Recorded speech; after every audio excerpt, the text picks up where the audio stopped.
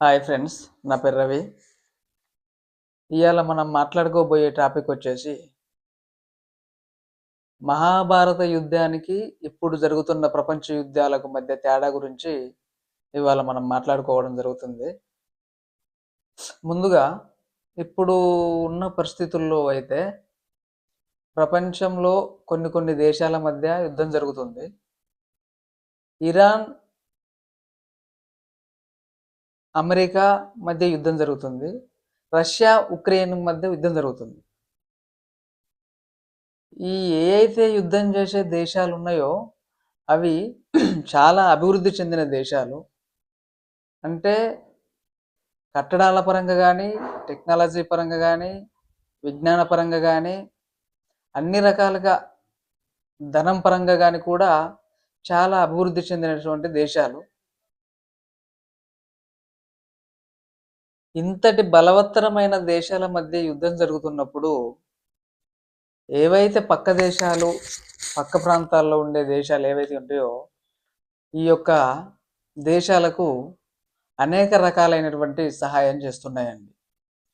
ఎందుకంటే మిత్రత్వం కలుపుకోవడానికో, లేకపోతే నా దేశానికి ఆపద వచ్చినప్పుడు ఈ పక్క దేశం నాకు సహాయం చేస్తుందనే ఆశతోటో, సో ఏది ఏమైనప్పటికీ కూడా పక్క దేశాలు సహాయం చేస్తున్నాయి. ఆ పక్క దేశాలు కూడా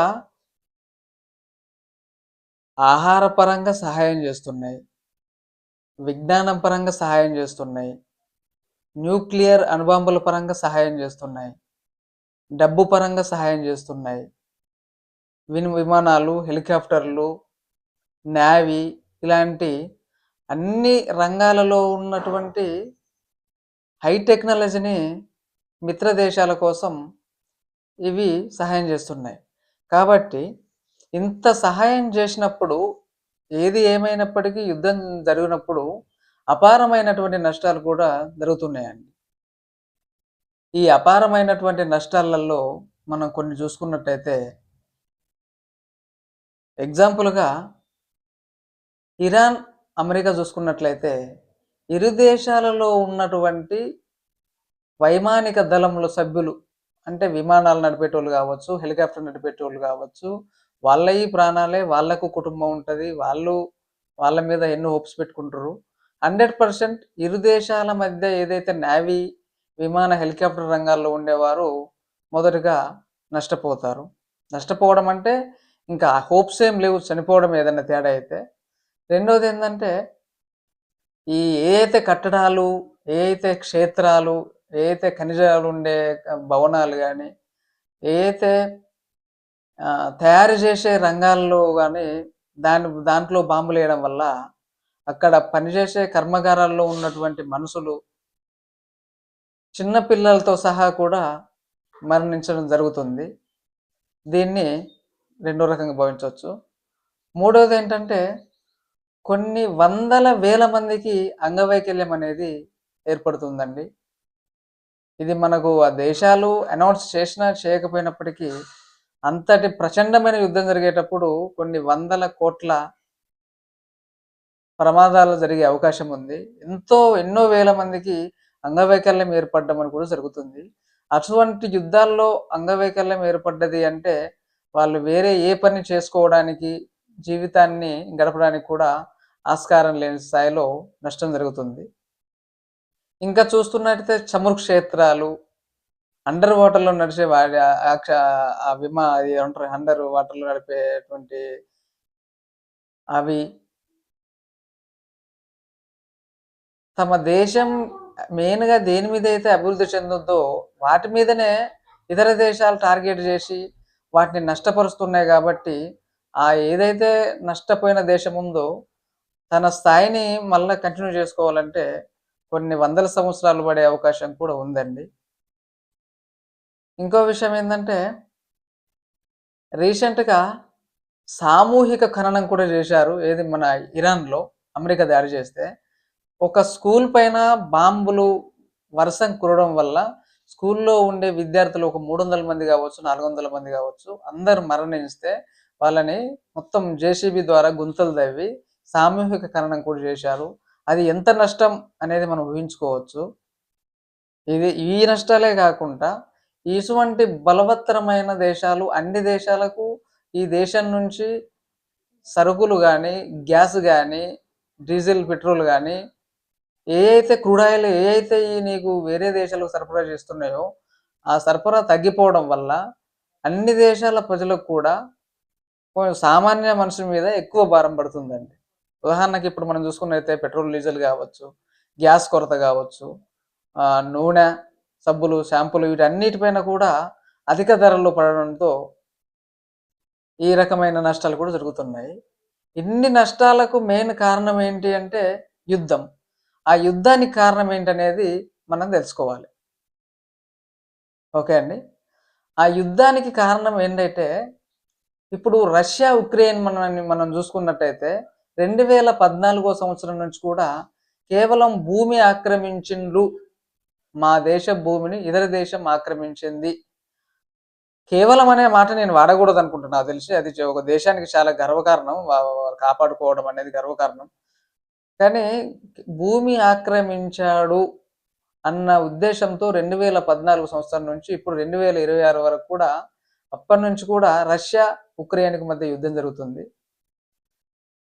ఇన్ని సంవత్సరాలు యుద్ధం జరుగుతుంది అంటే ఇప్పుడు ఏ మేరకు కోల్పోయినాయి ఈ 2 దేశాలు? ఎంత జన నష్టం జరిగింది? ఎంత ఆస్తి నష్టం జరిగింది? పర్యాటక రంగం మీద కూడా ఏ రకమైన ప్రభావం చూపెడుతుంది అనే దాన్ని మనం దృష్టిలో పెట్టుకోవాలి. ఇంకొక పక్క చూసుకుంటే ఇరాన్, అమెరికా ఆ దేశాలలో కూడా ఇప్పుడు ట్రెండింగ్‌లో నడుస్తుంది యుద్ధం.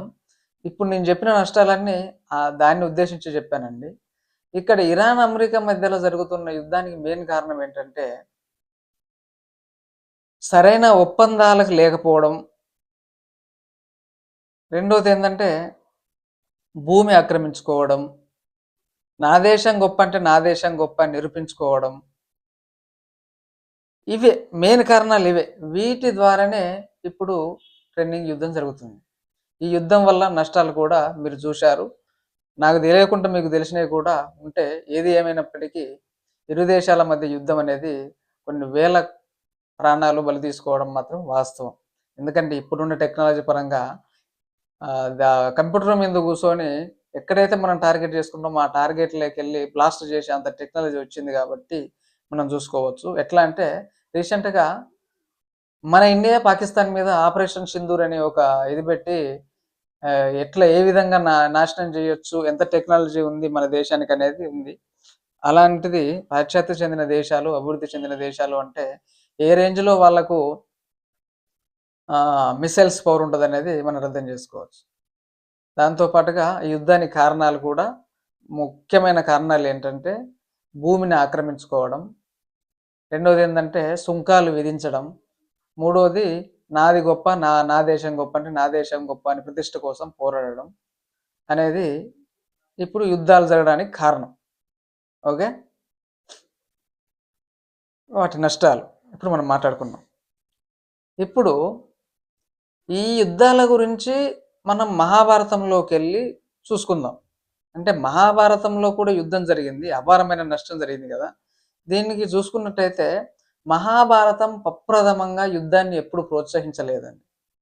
మహాభారతం మన హిందువుల పవిత్ర గ్రంథం మనకి ఏం చెప్తుంది అంటే మనకు ఎటువంటి సమస్య వచ్చినా ఒకటేసారి చంపుకోవడం, నరుక్కోవడం, పొడుచుకోవడం, బాంబులు వేసుకోవడం కాకుండా ఏదేమైనప్పటికీ ప్రత్యామ్నాయ మార్గాల్ని అన్వేషించాలి.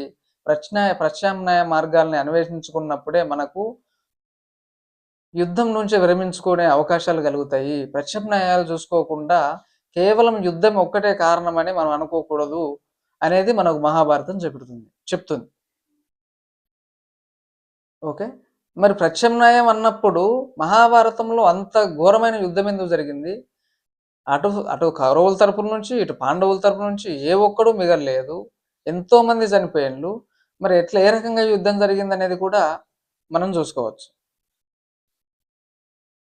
చూసుకున్నట్టయితే ప్రత్యామ్నాయం పాండవులకు ఏ రకంగా చూసుకున్నా పాండవులకు రాజ్యాధికారం ఇవ్వకూడదు, కౌరవులం దుర్యోధనుడే రాజు అవ్వాలని పగబట్టి చేసిండు. చేసినప్పుడు అక్కడ జరిగిన విషయం ఏందంటే, మొట్టమొదటగా పాండవులకు రాజ్యాన్ని ఇవ్వకూడదు అని భావించినప్పుడు ఏం చేసిండు? భీమునికి అన్నంలో విషం కలిపి గోదావరిలో నెట్టిండు. అది కరెక్టా అనుకున్నట్టయితే, వాస్తవంగా ధృతరాష్ట్రుడు నియమిస్తేనే ధర్మరాజు యుధిష్ఠిరుడు రాజయ్యిండు కానీ ధృతరాష్ట్రుడు నిర్ణయించకుంటే ధర్మరాజు రాజయ్యేవాడు కాడు. మరి ఇట్లున్నప్పుడు ప్రత్యామ్నాయం గురించి ఆలోచించిండా? దుర్యోధనుడు ఆలోచించలేదు. అట్లయింది. అంటే చంపేద్దామని అనుకున్నాడు. రెండో విషయం ఏంటంటే, లక్క ఇంట్లో పెట్టి 6గురిని, పాండవులు 5గురు, వాళ్ళ మాత కుంతిని 6గురిని దహిస్తామన్నాడు. ప్రాణాలు తీద్దామని అనుకున్నాడు కానీ ప్రత్యామ్నాయం ఆలోచించిండా? ఆలోచించుకోకపోవడం వల్ల నష్టం జరిగిందా లేదా? మూడోసారి యుద్ధం వద్దు, యుద్ధం కావాలి, యుద్ధం చేస్తా, యుద్ధంతో గెలుస్తా అన్న ఉద్దేశంతో పోరాడింది ఎవరు? దుర్యోధనుడు. కానీ పాండవులు ఏం చేశారు? యుద్ధం వద్దని అన్నారు. అంటే యుద్ధాన్నే కోరుకున్న దుర్యోధనుడు గతి ఏమైంది అనేది ఇక్కడ మనం ఆలోచించుకున్నట్టయితే, దుర్యోధనుడు ఎప్పుడు కూడా ప్రత్యామ్నాయం గురించి ఆలోచించలేదు. వేరే వేరే రకాలుగా ఆలోచించకుండా చేయడం వల్ల ఘోరంగా ఓడిపోయి చివరకు మరణించడం జరుగుతుంది. అయితే మహాభారతంలో పాండవులు ఫస్ట్ నుంచి కూడా యుద్ధాన్ని కోరుకోలేదండి. యుద్ధం వద్దు, నేను యుద్ధం ఎవరితో చేయాలి? మా పెదనాన్నతోట, మా పెదనాన్న పుత్రులతోట, మా చిన్న తండ్రి విదురునితోట, లేకపోతే తమను చిన్నప్పటి నుంచి పెంచి పోషించి గురువును పెట్టి విద్య నేర్పిన భీష్ముడు, మహారథి భీష్మునితోట అని మొదటి నుంచి కూడా యుద్ధం అనేది విరమించి యుద్ధం వద్దని సంధి చేసుకోవడానికి శ్రీకృష్ణుని కూడా రాయబారిగా పంపిస్తారు. అంటే అక్కడ జరిగిన విషయం ఏంటంటే, పాండవులు యుద్ధాన్ని ఎప్పుడు కోరుకోలేదు, ప్రత్యామ్నాయ మార్గాలనే చూసిండ్రు. యుద్ధము అంటే నష్టము, దాంట్లో అన్ని రకాలుగా నష్టపోతారు కాబట్టి వాళ్ళు ఎప్పుడు యుద్ధాన్ని కోరుకోకుండా కేవలం ప్రత్యామ్నాయాన్నే కోరారు. కానీ అక్కడ సంధి చేసుకోవడానికి కూడా అవకాశం లేదు. కనీసం ఆ రాజ్యంలో నువ్వు నివసించకూడదు, నువ్వు బయటికి వెళ్ళు, ఉంటే మిమ్మల్ని చంపేస్తాము. ఇక్కడ ఈ రాజ్యంలో గనక పాండవులు ఉంటే దుర్యోధనుడు ధృతరాష్ట్రుడు కలిపి చంపేస్తాము అనేంత వరకు వచ్చిన సందర్భంలో ప్రత్యామ్నాయం లేకపోవడం వల్ల అక్కడ మహాభారతంలో యుద్ధం జరిగిందని మనం చెప్పుకోవచ్చు. ఇప్పుడు జరుగుతున్న ప్రపంచ యుద్ధాలలో ప్రత్యామ్నాయ మార్గాలు లేవని మీరు చెప్పగలరా? ఇది మెయిన్ పాయింట్ అండి. ప్రత్యామ్నాయ మార్గాలు ఉంటాయి, అంత నాలెడ్జ్ అయితే నాకు లేకపోవచ్చు. కానీ నాకు తెలిసినంతలో నేను చెప్పేది ఏంటంటే, ప్రత్యామ్నాయ మార్గాలు ఉంటాయి. భూమి ఆక్రమించిండు, దేశానికి నష్టం జరిగింది కాదనట్లే. కానీ కొంచెం ప్రత్యామ్నాయ మార్గాలు ఆలోచించుకొని సెక్యూరిటీ సిస్టమ్ ఏదైతే ఉందో దాన్ని బలపరుచుకొని ఒప్పందాలు కానీ రాకపోకలు కానీ కొనసాగించి కొన్ని వందల మంది ప్రాణాలను నిలబెట్టవచ్చు, కొన్ని వందల వేల కోట్ల విలువైన ఆస్తులు నిలబెట్టుకోవచ్చు. ఫస్ట్ ఆఫ్ ఆల్ ప్రశాంతంగా ఉండే మార్గాలు ఉన్నాయి. ఇప్పుడు ఇంకో విధంగా చూసుకుంటే, ఇరాన్ అమెరికా మధ్యలో మనం చూసుకున్నట్టు ఉన్న ఇరాన్ అమెరికా మధ్యలో యుద్ధంలో భూమి ఆక్రమించడం అనేది యుద్ధం చేసుకోవచ్చు, దానికి ప్రత్యామ్నాయ మార్గాలు ఉంటాయి అనేది నా ఉద్దేశం. రెండోది ఏంటంటే, ఇక్కడ మనం చూసుకున్నట్టయితే ట్రంప్ కొంచెం భావోద్వేగానికి గురై తన పర్సనల్గా బాధపడి కానీ తన పర్సనల్ విషయాలు తెలుసుకొని కానీ నా దేశం పైకి వాళ్ళు వస్తున్నారు, నా మీద ట్రోల్ చేస్తున్నారు, నా మీద కామెంట్లు అగ్లీగా పెడుతున్నారు అనే ఉద్దేశంతో కూడా యుద్ధాన్ని కొంచెం పెంపొందిస్తున్నాడు. యుద్ధాన్ని తగ్గించడానికి ప్రయత్నం చేయకుండా ఇంకా యుద్ధాన్ని పెంపొందిస్తున్నాడు. ఇరాన్ని పేల్చేస్తా, ఇరాన్ని కూల్చేస్తా ఒప్పుకోకపోతే అన్న ఉద్దేశంతో ఉన్నాడు అని కొంచెం ఆ పేపర్లలో చూస్తే మనకు అర్థమవుతుంది. ఏది ఏమైనప్పటికీ మన జీవితంలో కావచ్చు, యుద్ధంలో కావచ్చు, ఎక్కడైనా కావచ్చు, ఒక ప్రతికూల పరిస్థితి అంటే మనం ఫేస్ చేయలేని పరిస్థితి వచ్చినప్పుడు కేవలం చంపడం, పొడవడం, నరకడం, యుద్ధం చేయడం అనేదే ఇక్కడ మనం మెయిన్గా చేసుకోకుండా ఆ సిచ్యువేషన్ వచ్చినప్పుడు ప్రత్యామ్నాయ మార్గాన్ని చూసుకుంటే ఎంతటి పరిస్థితి వచ్చినా కానీ ఆ భయంకరమైన ఫలితం కాకుండా ఒక నార్మల్ ఫలితం వస్తుంది. నార్మల్ నుంచి ఆ పరిస్థితి నుంచి భయపడవచ్చు అని చూడాలంటే ప్రత్యామ్నాయ మార్గాన్ని మనం ఎంచుకోవాలనేది నా ఉద్దేశం అండి. దీన్ని మన ఇళ్లల్లో చూసుకున్నట్టయితే ఒక్క నిమిషం. మన ఊర్లల్లో గాని, మన ఇళ్లల్లో గాని చూసుకున్నట్టయితే ఎన్నో రకమైన సమస్యలు, ఎన్నో రకమైన బాధలు మనకొచ్చినప్పుడు చనిపోవడము, లేకపోతే సంపడము అనేది కరెక్ట్ గాదు. కొంచెం ప్రత్యామ్నాయ పరంగా ఆలోచించుకున్నట్లయితే, ఆ పని చేసే బదులు ఇంకా వేరే మార్గాలేమన్నా ఉన్నాయా? ఆ మార్గాలు చేస్తే మనం ఈ పెద్ద ప్రమాదం నుంచి మనం బయటపడొచ్చా? అనే విషయాన్ని జాగ్రత్తగా ఆలోచించుకొని, ఒక ఆలోచనా శక్తితో మనిషి ఎంతటి పెద్ద కష్టాన్నైనా దాటొచ్చు అనేది మనం మహాభారతం ద్వారా తెలుసుకోవచ్చు. మహాభారతంలో యుద్ధం జరిగింది అంటే ఎన్నో రకాలుగా, ఎన్నో సార్లు సంధి చేసుకోవడానికి పాండవులు ప్రయత్నించినప్పటికి కూడా కౌరవులు ఒప్పుకోలేదు. కాబట్టి యుద్ధం జరిగింది అంటే కౌరవులు ఎంత అన్యాయం చేసి ఏది చేసినా గాని పాండవులు యుద్ధం వద్దు, యుద్ధం మా వోళ్ళతోటి, మా కురువంశం అంటే మాదే గదా! మా పెద్ద తండ్రి దుర్యోధనుడు, వాళ్ళ పుత్రులు మాకు సోదరులతో సమానం. గురువైనటువంటి ద్రోణుడు మాకు ఎంతో కష్టపడి విద్యా బుద్ధులు నేర్పిన గురువుతోటి మేము యుద్ధం చెయ్యము అని అన్నప్పటికి కూడా వేరే యాక్సిస్, వేరే పరిష్కారం లేకపోవడం వల్ల మహాభారతంలో యుద్ధం జరిగింది. కానీ మన నిత్య జీవితంలో చూసుకున్నట్టయితే మనకొచ్చే సమస్యలు ఎంత పెద్దవైనప్పటికి కూడా మనం ప్రత్యామ్నాయ మార్గాన్ని ఆలోచించుకోవాలి. తక్కువ ఇప్పుడు 100% బాధపడే కంటే ప్రత్యామ్నాయ మార్గం ద్వారా వెళ్ళినట్టయితే 50% బాధతో మనం ఆ సమస్యను అధిగమించవచ్చు అనేది తెలుసుకోవాలి. ఎందుకు ఇంత చెప్తున్నాను అంటే, మనకు ప్రతి ప్రశ్నకు సమాధానం అనేది మహాభారత గ్రంథం ద్వారా మనకు తెలుస్తుంది. కాబట్టి అందరూ మహాభారత గ్రంథం అనేది చదువుకొని అందరూ కూడా ఏదైతే అంధకారంలో ఉన్నారో మీరందరూ బయటకొచ్చి అన్ని విషయాలు తెలుసుకొని జ్ఞానంతో ఉండాలి అనేది నా ఉద్దేశం. ఈ ప్రయత్నంతోటి ఈ వీడియోలు చూస్తున్నాను. ఒకవేళ ఈ వీడియో నచ్చినట్టయితే సబ్స్క్రైబ్ చేయండి, షేర్ చేయండి, లైక్ కొట్టండి. నమస్తే.